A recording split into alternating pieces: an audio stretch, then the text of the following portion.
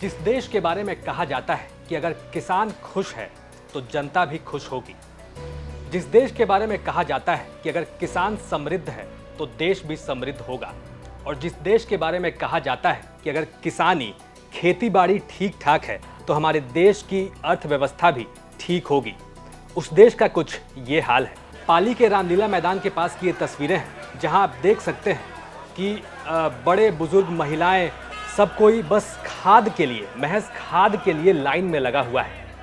आपको बताएं कि पाली में पिछले लंबे समय से, करीब महीने 2 महीने से ये खबर थी और लोगों को भी पता था कि यहाँ पर खाद नहीं आ रहा है, और अचानक मंगलवार की सुबह खबर फैलती है कि खाद जो है, सरकारी खाद रामलीला मैदान में आया है।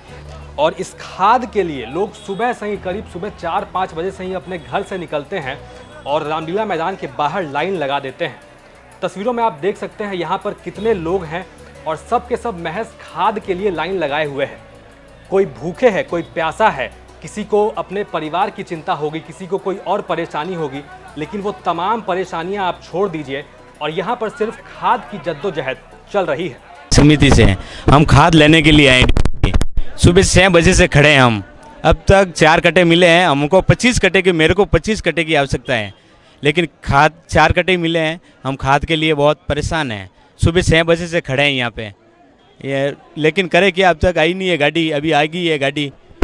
सौ लगा 12 बजे आए, आज नंबर खाद वास आज तक लेडीज खड़ी नहीं रही है। 100 बजे उड़ा सा आपने कितना कट्टा मिलेगा? आपने 4 कट्टा सा। सुबह 5 बजे यहाँ दुकान के आगे लाइन लगाई है। 12 बजे तक गाड़ी, 12 बजे यहाँ गाड़ी पहुँची है और लोग सारा जितना मतलब इतना दुखी है, कोई सीमा नहीं है। खाद टाइम पर नहीं आ रहा है। औरतों की लाइन लगी है, कम से कम 200 से 250 लोग औरतें खड़ी है और बूढ़ा आदमी खड़ा है यहाँ लाइन में। और खाद की कोई व्यवस्था नहीं है पाली में। इतनी मतलब भयंकर समस्या खत्म है और क्या पता है खाद कहाँ जाता है। किसान के हित में कोई काम नहीं हुआ है।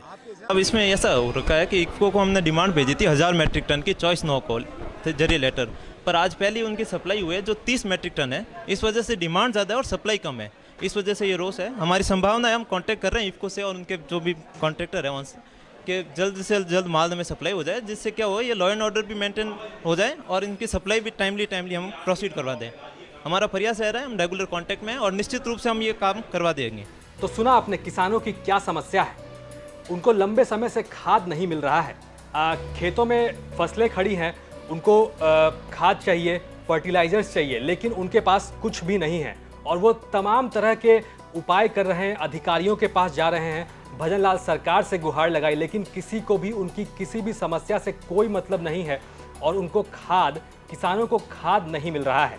यहाँ पर हालत ऐसी हो गई कि पुलिस बुलानी पड़ी और काफ़ी मेहनत मशक्क़त के बाद जो है वो लोग वहाँ पर शांत हुए और पुलिस की सुरक्षा में लोगों को मतलब जितने उपलब्ध हो पाए उतने खाद दिए गए और बाकियों को वैसे ही बैरंग लौटा दिया गया।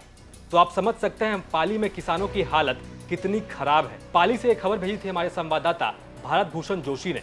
आप देख रहे थे राजस्थान तक।